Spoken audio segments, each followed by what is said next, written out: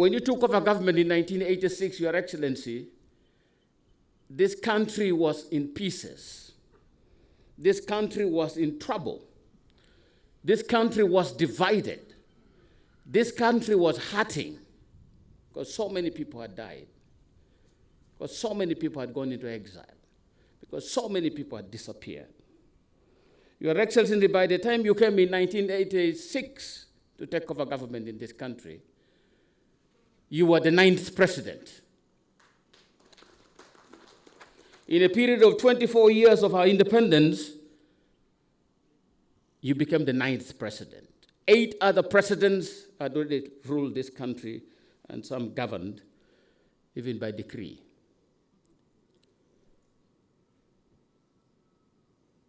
Your Excellency, by the time you took over government, we had had 7 military coups in this country.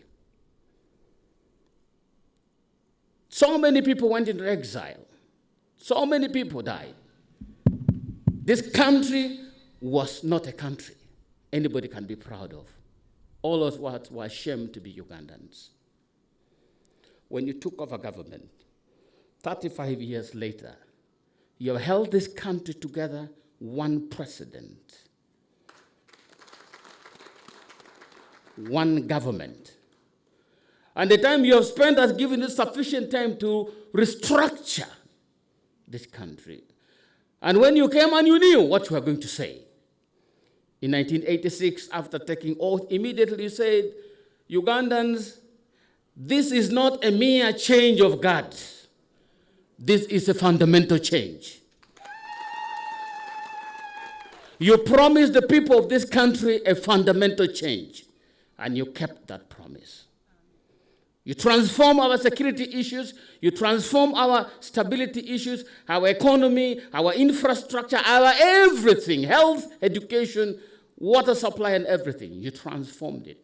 You stuck by your word. Your Excellency, you kept your promise. I keep calling you a promise keeper. It's biblical.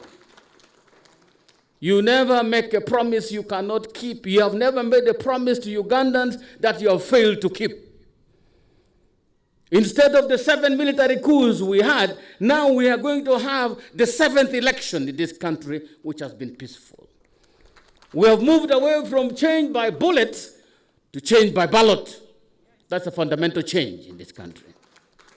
We have moved away from human wrongs to human rights. That's a fundamental change in this country. Mr. President, when I first went to Kampala, everybody was walking to work in Kampala because there was no system of transportation. 2 years, 3 years ago, walking to work became a method of demonstration in this country. That they had to use tear gas to stop people from walking to work, which was a normal thing in the past. Mr. President, you have done this country proud.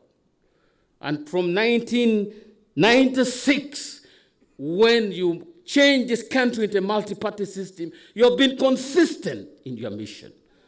President Museveni, you have given this country hope. Other people are preaching destruction.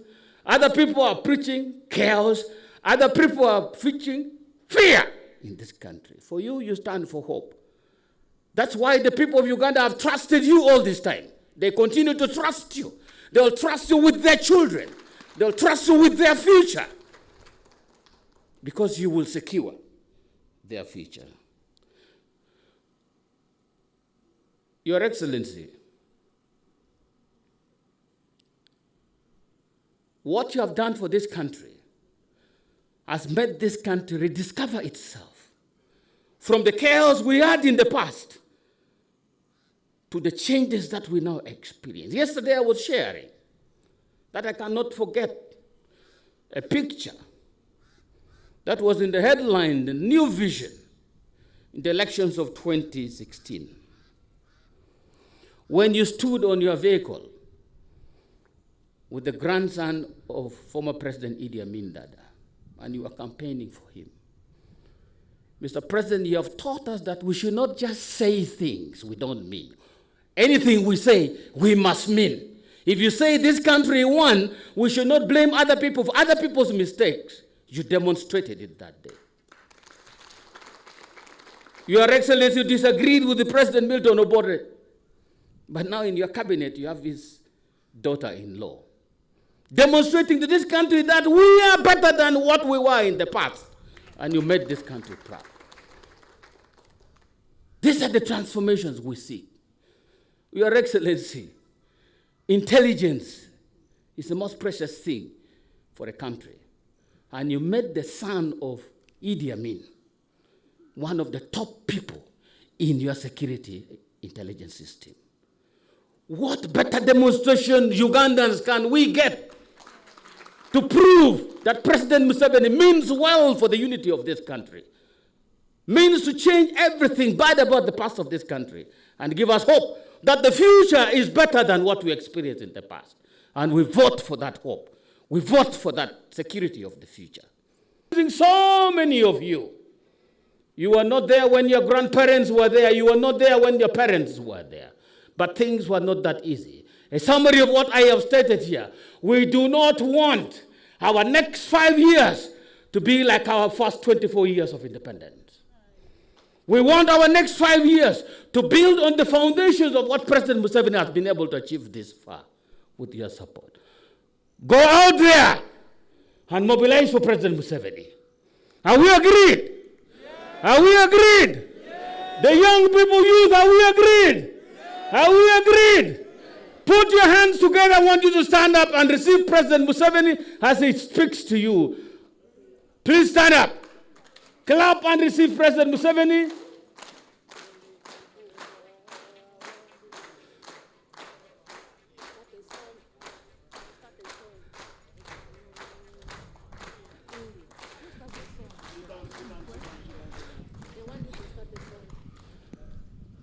Even to give free education. I would like to give free education to all our children. Instead of charges in the schools, I want these charges to be removed. Aniole, riarodi ni batiri bari vokana fonigari ko voki foniga alosa o kwesiti ko au siniki nikita foni siti bako kweko. Sometimes the children are expelled from school because they lack school fees. Adosi vobe atendre trokaki ozo o ma batiri de kole o kwe school fees voade ni batiri de kole ko kifoni twandraga. So the government can even pay for the children in the schools. Gameti kadra batiri de ko school abadi de tatiri kwa anto gameti kwa can build the schools. Gameti ka school jo si. But we can't build a house for you. That's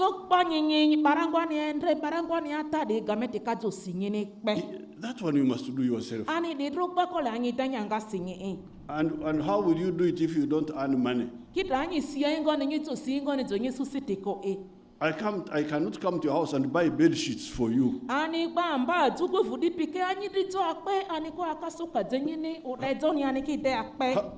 many children, how many bed sheets do they need? And the government is supplying bed sheets. The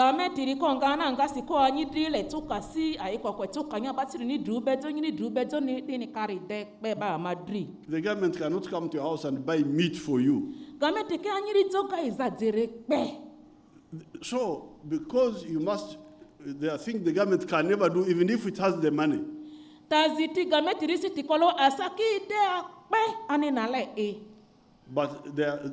which you need in order to live a good life. That's why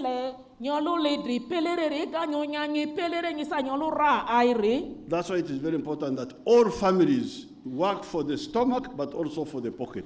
The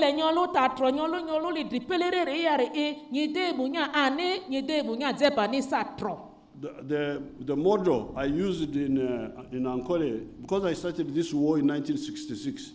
Manzora. All I am saying, all these things I'm saying are all in this manifesto. And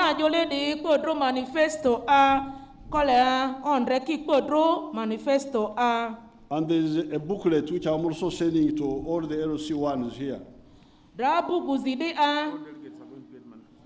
Delegates, all Your Excellency, all the delegates are going to get the manifesto. Okay. Manzora. Your Excellency, we are very grateful for the blessing. That is a sign that the people of Madi sub-region are united and they are showing their unwavering support for you.